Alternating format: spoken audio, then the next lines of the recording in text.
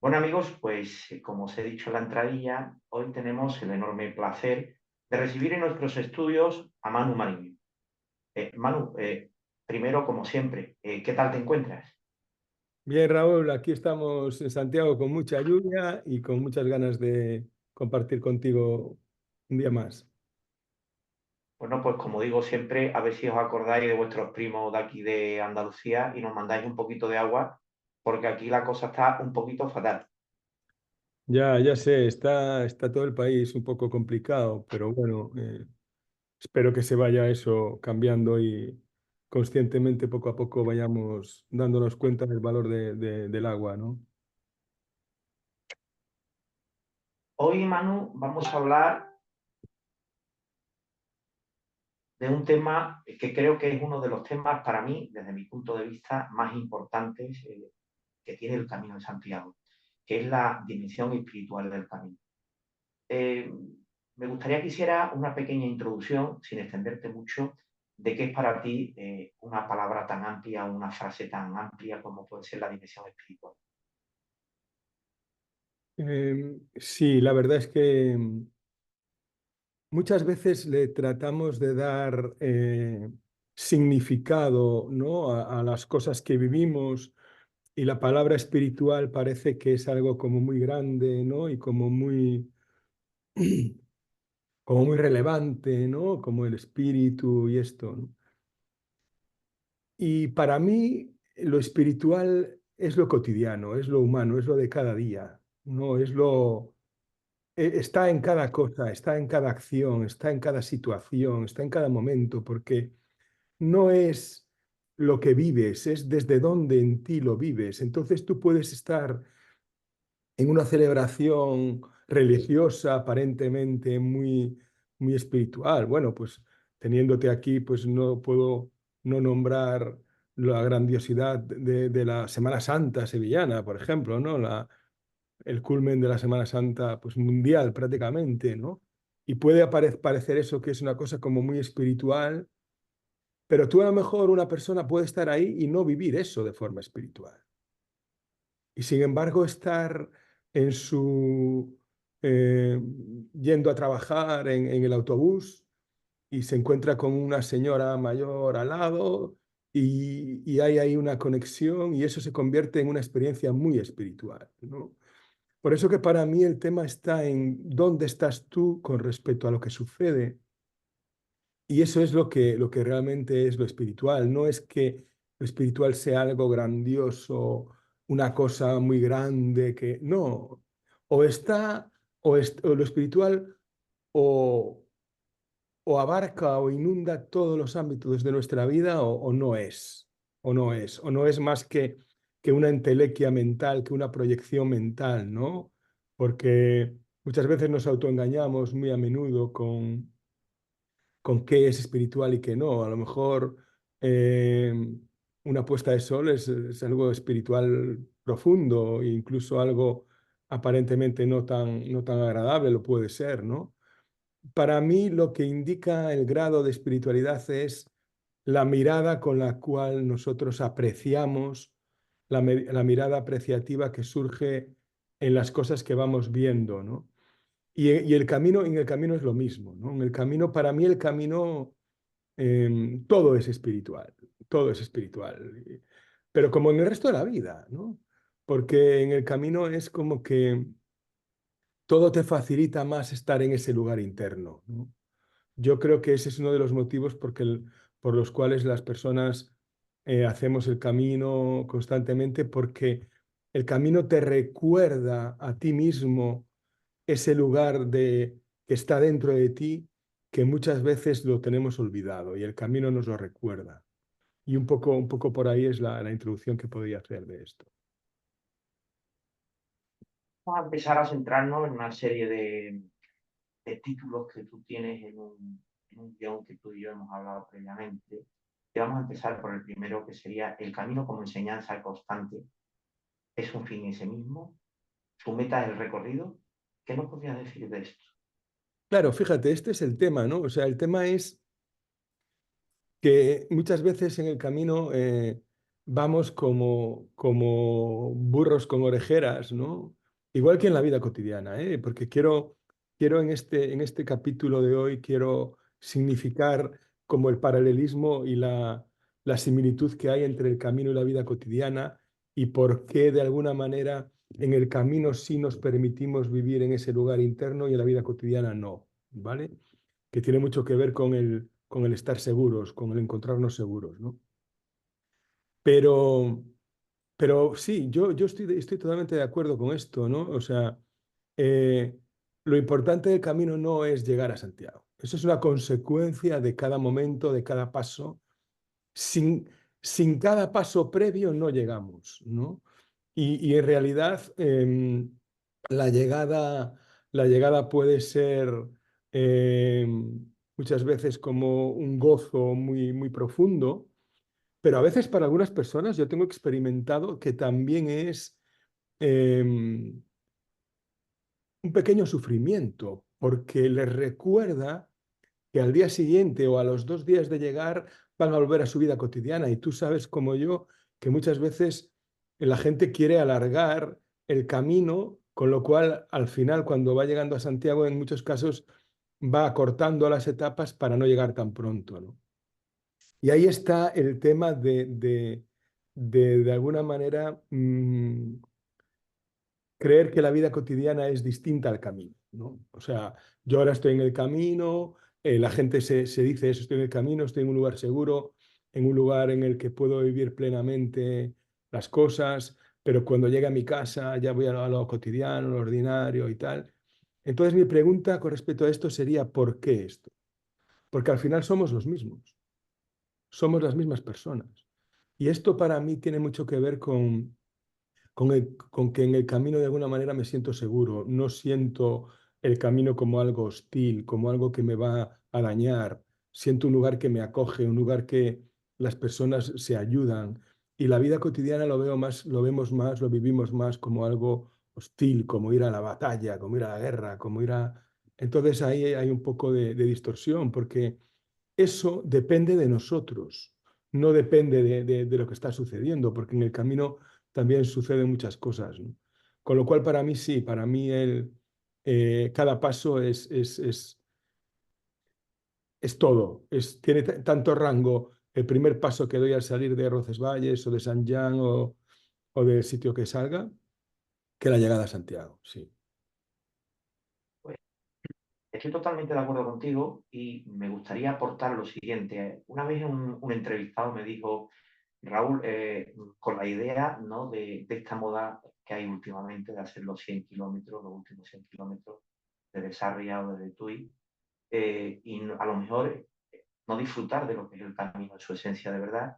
Y me decía este entrevistado que el hacer estos últimos 100 kilómetros y hacerlo deprisa y saltarte etapas, como tú bien estás diciendo, era como tomarte el postre en una comida y no disfrutar del primer plato y del segundo plato. Entonces, efectivamente, estoy de acuerdo contigo en que lo importante no es llegar a Santiago.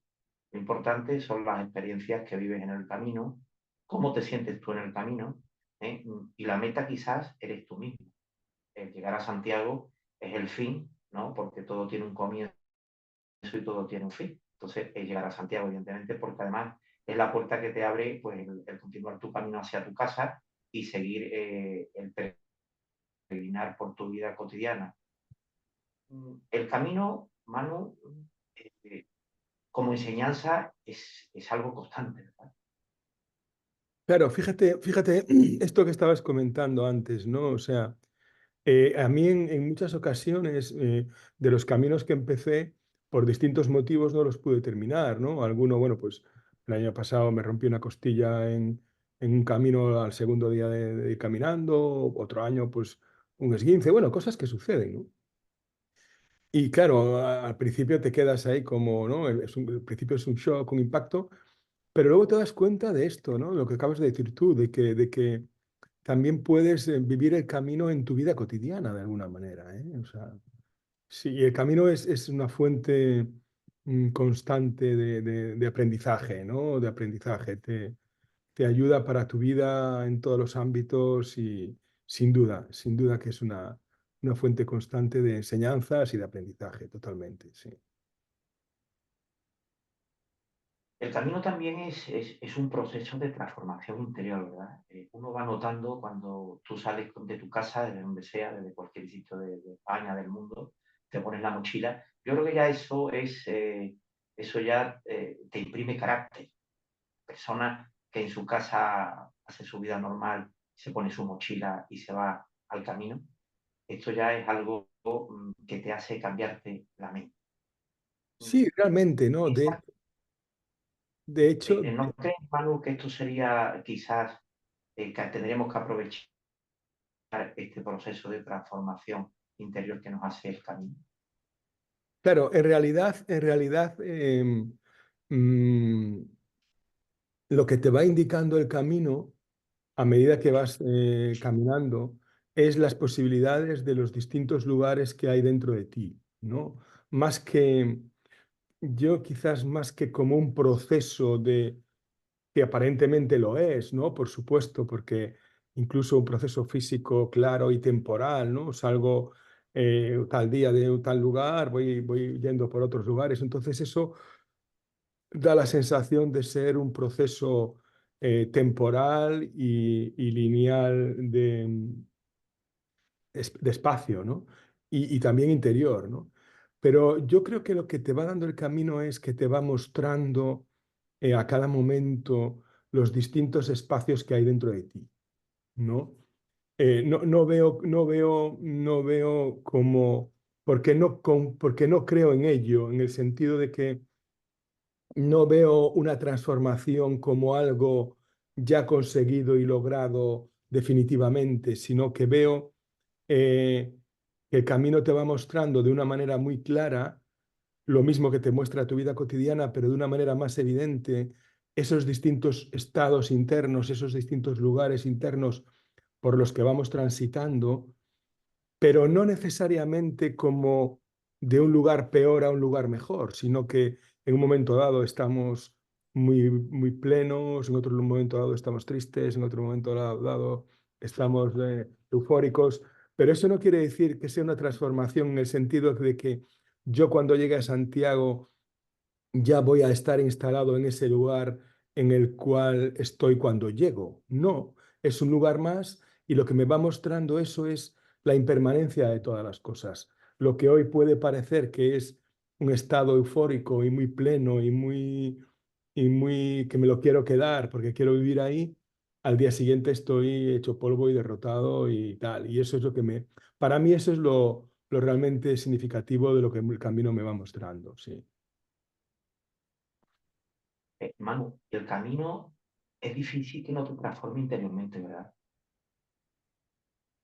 Claro, pero es que es esto lo que estoy comentando, ¿no, Raúl? Es decir, mm, el camino lo que hace es mostrarte de una manera más clara para mí, o sea, es una posibilidad dentro en nuestras vidas de mostrarte de una manera más clara quiénes somos, nuestros distintos estados, nuestros distintos lugares. Pero no veo eso como que sea algo que me transforme de una cosa en otra y ya me deje ahí, ¿no? Sino como que me permite ver mis distintos estados por los que transito de una manera más clara. Yo diría esto. En el camino, indudablemente, Manu, se puede hacer una meditación profunda o menos profunda, pero sí que es verdad que tienes muchos momentos que el silencio te acompaña y que tu interior sale afuera. ¿Tú cómo recomendarías realizar esta práctica meditativa en una persona que va a hacer el Camino de Santiago?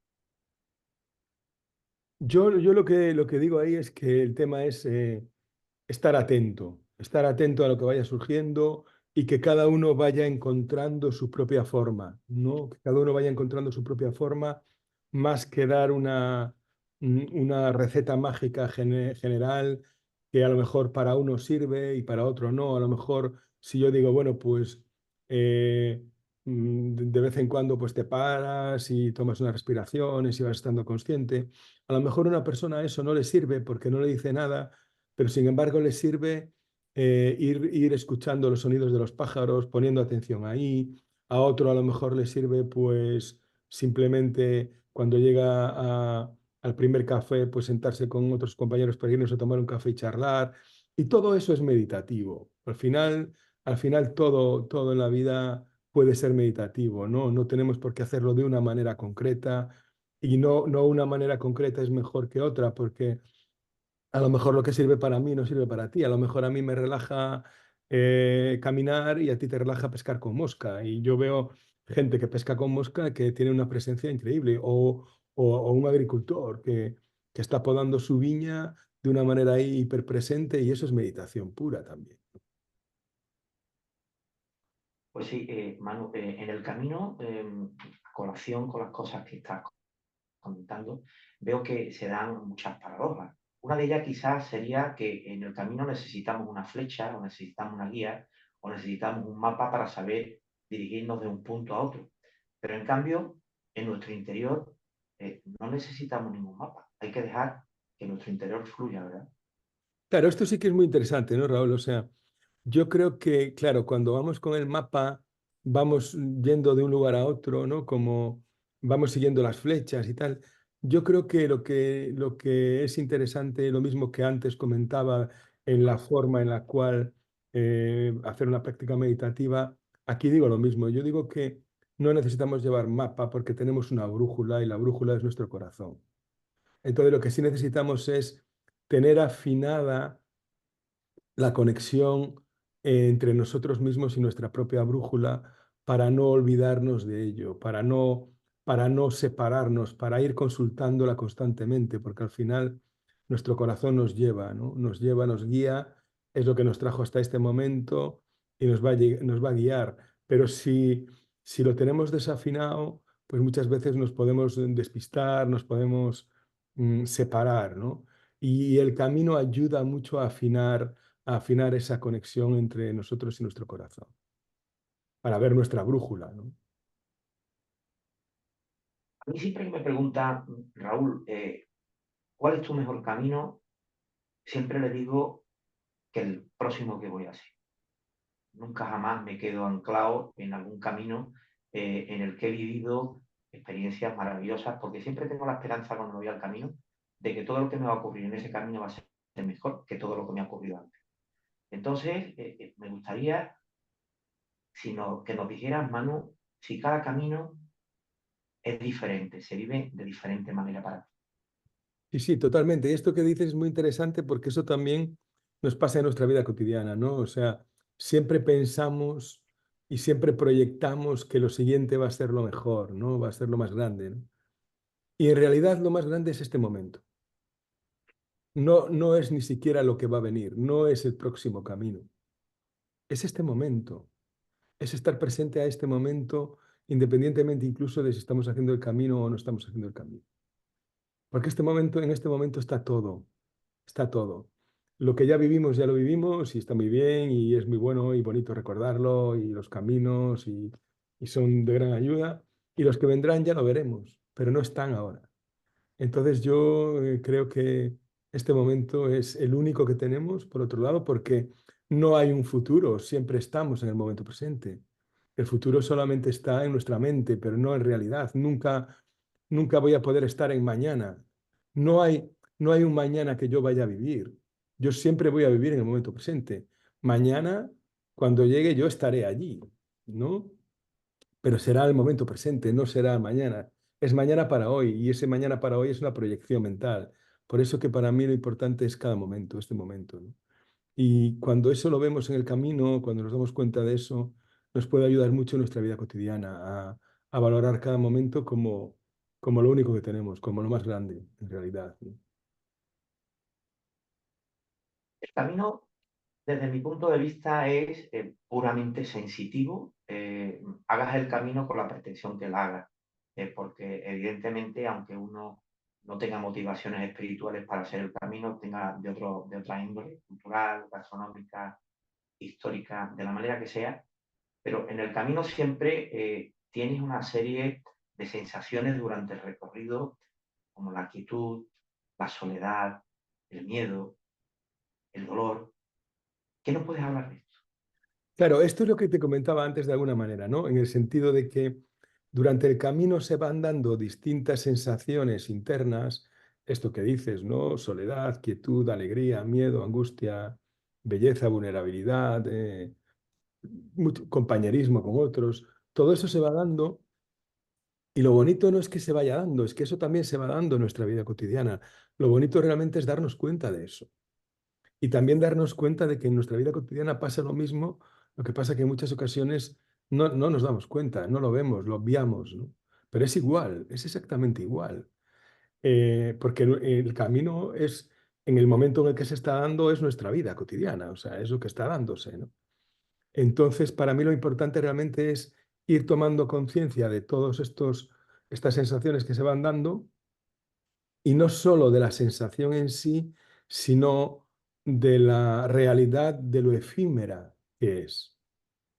De un momento dado, yo imagínate, voy caminando y por el camino y de repente te encuentro a ti y eso me da una alegría inmensa, ¿no? Y esa alegría la disfruto, la vivo plenamente y al cabo de un rato, ya, o al cabo de un par de días, ya no está esa alegría, ya está otra cosa, ¿no?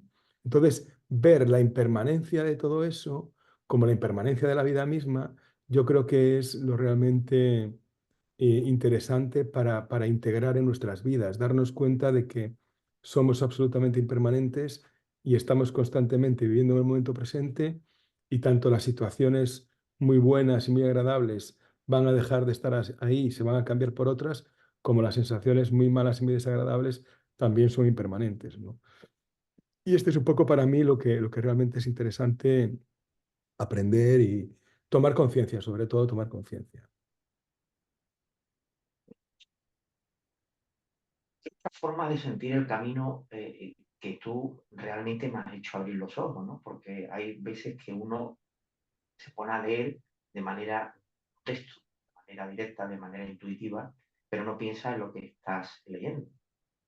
Lo lees por leerlo simplemente. Y tú has tenido la gran maestría de hacerme abrir un poco la mente y ver que el camino se puede vivir de otras maneras. Te cito algunas de las que tú me has hecho referencia en alguna ocasión. El camino en silencio, el silencio como maestro, el camino de la escucha, los caminos en las distintas tradiciones, no solamente la cristiana, sino la budista, la vedanta, en el sufismo, el musulmán. Vamos a empezar, si te parece, a hablar del camino del silencio. Fíjate, para mí ahí lo realmente hermoso, ¿no, Raúl? Es que no solo necesariamente, bueno, puedo ahí un poco comentar, ¿no? Si crees que es conveniente sobre mi experiencia de los caminos en silencio, sobre todo en la Vía de la Plata, que desde ahí, desde tu pueblo, desde Sevilla, desde tu casa, ¿no? Que fue algo realmente hermoso porque aparentemente le faltaba una pata a ese camino, que era los peregrinos, la conexión con ellos, el encontrarme, el compartir desde un lugar más abierto y tal. Pero fíjate que yo sentía que estaba compartiendo, ¿eh? O sea, una cosa es que no compartiera desde el hablar o eso, pero había conexión, em, había empatía con los demás, ¿no? Y yo recibí muchísimo respeto de todo el mundo cuando iba con silencio. co- eh, Llevaba un cartelito que ponía Camino en Silencio, la gente, los hospitaleros, la gente, todo el mundo muy respetuoso. Y fue una enseñanza muy grande también en el sentido de ver cómo vamos construyendo nuestras narrativas, nuestros relatos de las situaciones que se dan, ¿no? Y cómo el silencio te ayuda un poco a que no haya tanta distorsión entre lo que vives y lo que te cuentas, ¿no? Porque cuando estás en silencio, el pensamiento no interfiere de la misma manera que cuando no estás en silencio, ¿no? No hay como ese filtro que, que va decantando esto sí, te lo dejo que lo recibas, esto no. No hay ese filtro. Entonces, es como que vas más en comunión con todo lo que se va dando, ¿no? Y yo no llevaba una actitud rígida, ¿no? De decir, bueno, voy a hacerlo en silencio, que esto sea... No, no, no, en absoluto. De hecho, la premisa que tenía básica era, voy a hacerlo en silencio hasta no ser grosero o agresivo para el otro. Si al otro, a cualquier persona le molesta que esté así, en ese momento voy a hablar, ¿no? Pero no necesité, porque la gente me respetó mucho, ¿no? Y fue de una enseñanza, de un aprendizaje incalculable, inigualable, ¿no? O sea, no como para hacerlos todos, ¿no? Porque vivimos en un contexto social y nos relacionamos, pero sí para darme cuenta de que el silencio es un lugar muy nutritivo, muy sanador, muy también muy regenerador, ¿no? Y, y te pone en contacto con lo más profundo de ti, sin tanto oropel y sin tanto cuestionamiento, ¿no? Estás en la esencia y la naturaleza te lo permite, el camino te lo permite, porque en el camino está ahí, el camino es humilde, el camino está ahí esperándote, pero no te llama, no te dice vente, ¿no? Eso es tu proyección.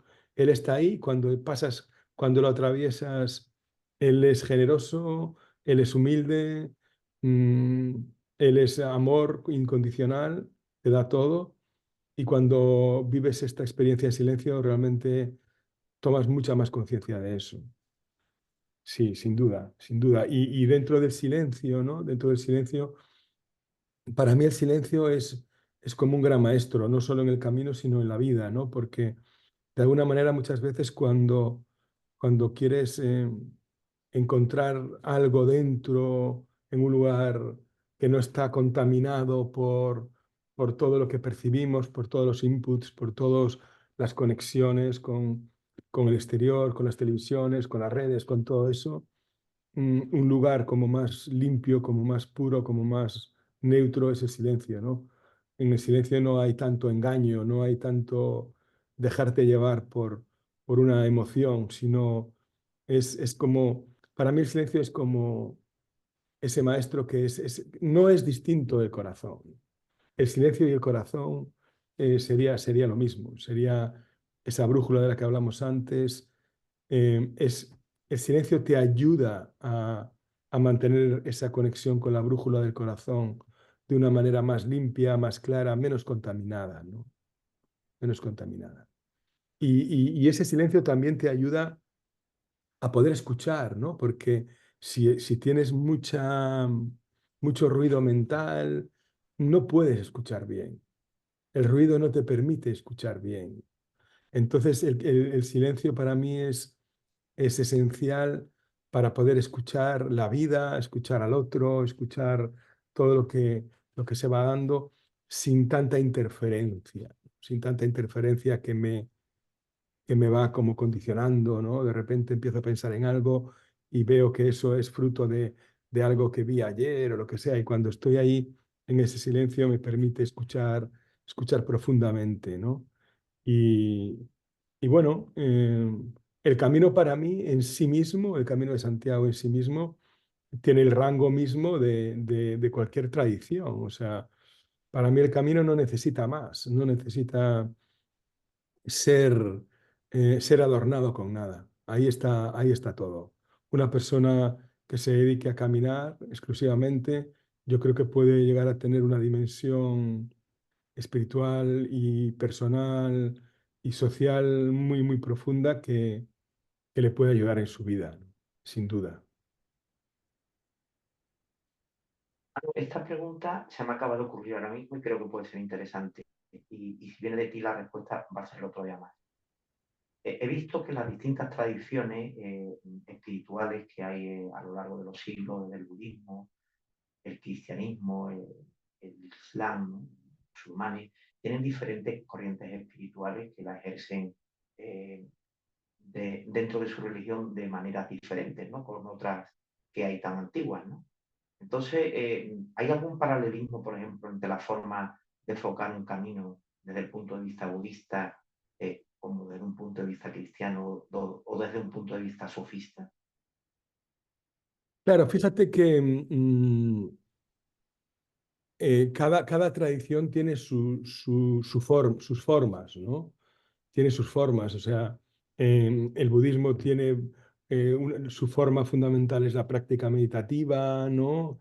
El cristianismo tiene la oración como base de su práctica, el sufismo tiene el cántico, el baile, ¿no? El Vedanta tiene la indagación. Entonces son formas diferentes, ¿no?